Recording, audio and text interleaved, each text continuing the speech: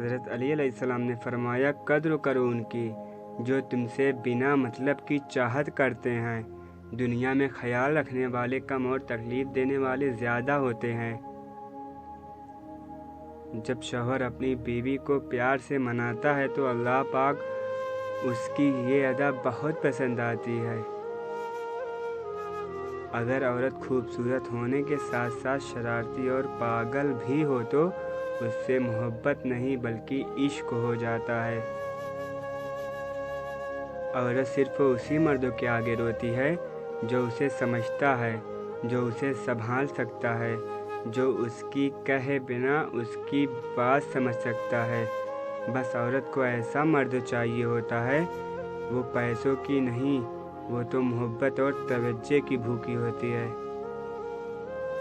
محبت اور دوستی ہیں، دونوں چیزیں کسی بھی طوفان کا سامنا کر سکتی ہیں، مگر ایک چیز ہے جو ان دونوں کے بھی ٹکڑے کر دیتی ہے اور وہ ہے غلط فہمی۔ اچھے لوگوں کی ایک خوبی یہ بھی ہوتی ہے کہ انہیں یاد رکھنا نہیں پڑتا، وہ خود ہی یاد رہ جاتے ہیں۔ حضرت علی علیہ السلام نے فرمایا زندگی کے 3 اصول بنا لو، اس سے ضرور معافی مانگو جسے تم چاہتے ہو، اس سے کبھی کچھ نہ چھپاؤ جن پر تم اعتبار کرتے ہو، اسے کبھی مت چھوڑو جو تمہیں چاہتا ہو۔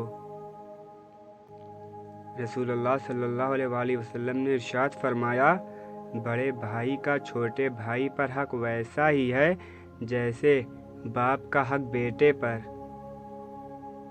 سب سے بہترین تحفہ جو مرد اپنی بیوی کو دیتا ہے وہ اس کا وقت و اس کی توجہ اور اس کا پیار ہے۔ عنقریب تمہارا رب تمہیں اتنا دے گا کہ تم راضی ہو جاؤ گے۔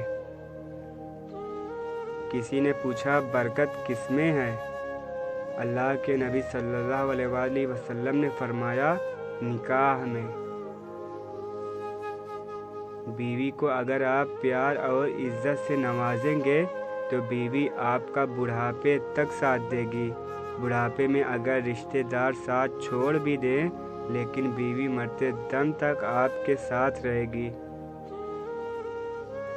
بیوی بھی عجیب ہمدرد ہے، شوہر سے ناراض ہو جائے تو خود بھوکی رہ لیتی ہے لیکن شوہر کو بھوکا رہنے نہیں دیتی۔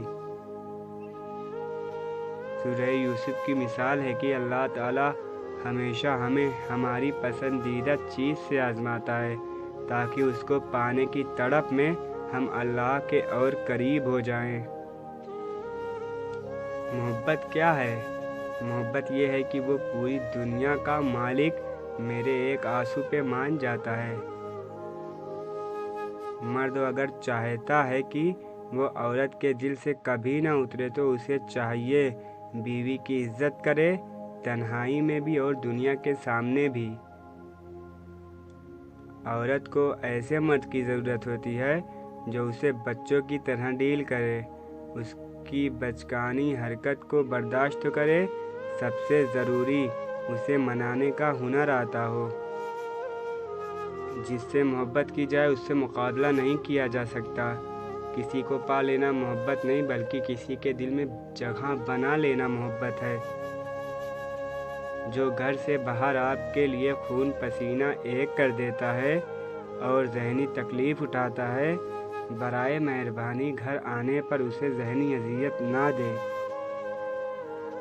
ایک مرد کی اپنی ذاتی بہت سی ضروریات نہیں ہوتی، وہ اگر مناسب بھی کما لے تو گزارا کر سکتا ہے، مگر جب وہ شوہر بنتا ہے تو ذمہ داری آ جاتی ہے، پھر وہ اپنے لیے نہیں اپنے بیوی بچوں کے لیے زمانے بھر کی خاک چھانتا ہے۔ لہٰذا اپنے شوہر کی قدر کریں کہ وہ واقعی قدر لائق ہے۔ ایک اچھا مرد پوری دنیا فتح کرنے کے بعد بھی اپنی ایک من پسند عورت کے آگے سر جھکا لیتا ہے، اسے کھونے سے بہت ڈرتا ہے۔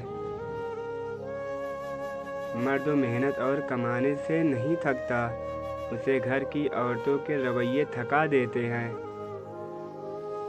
اپنی بیوی کو کبھی دکھ نہ دیں کیونکہ بیویوں کی دنیا بہت چھوٹی ہوتی ہے، شوہر سے شروع ہوتی ہے اور شوہر پہ ہی ختم ہو جاتی ہے۔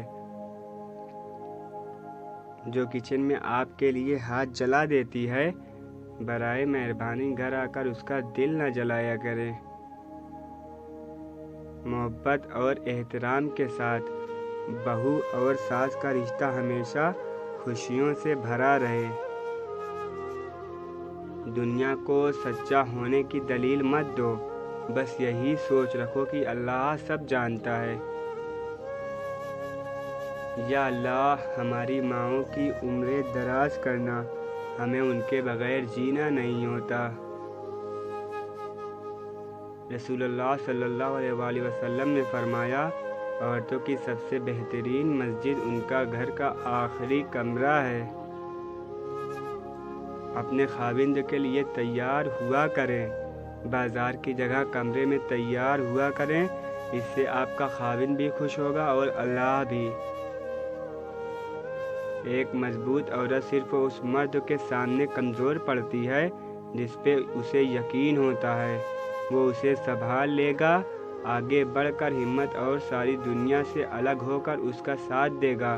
وہ مرد اسے خود سے زیادہ مضبوط لگتا ہے، وہ اسے سننا چاہتی ہے کہ وہ کہے میں تمہارے ساتھ ہوں اور ہمیشہ رہوں گا۔